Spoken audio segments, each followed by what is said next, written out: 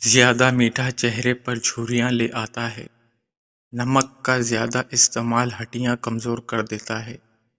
جو مرد حضرات گوشت کا زیادہ استعمال کرتے ہیں ان کے بدن کی جلد لٹک جاتی ہے۔ ہری مرچ کی چٹنی بنا کر کھا لیا کرو، چہرے کی جھریاں غائب ہو جائیں گی۔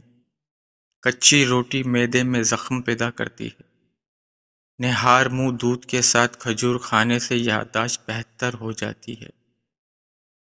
جو عورت خواب میں بال کھلے دیکھے اس کی جلد شادی ہونے والی ہے۔ اچانک بخار تیز ہو جائے تو سبز الائچی چند دانے پانی میں ڈال کر ابال لیں۔ جب پانی آدھا رہ جائے تو اس میں عرق کے گلاب ملا لیں۔ یہ مریض کو پلا دیں۔ یہ پانی پینے سے بخار کے مریض کو پسینہ آئے گا اور بخار کا زور ٹوٹ جائے گا۔ جو بندہ کھانے کے بعد گڑ کا استعمال کرتا ہے اس کا حافظہ اور معدہ کبھی کمزور نہیں ہوتا۔ رات کے وقت نہ سونے سے، نیند پوری نہ کرنے سے دماغ کی کمزوری ہو جاتی ہے۔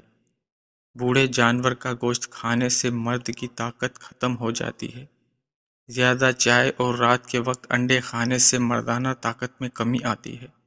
اگر آپ اپنی جلد کو ہمیشہ کے لیے توانا رکھنا چاہتے ہیں تو دہی کھانا مت بھولیں۔ پیشاب قطرہ قطرہ کر کے آنا معدے کے خراب ہونے کی نشانی ہے۔ اگر سانس کے پھولنے کی پرابلم ہو تو شربت سندل پانی کے ساتھ پی لیا کرو، بیماری ختم ہو جاتی ہے۔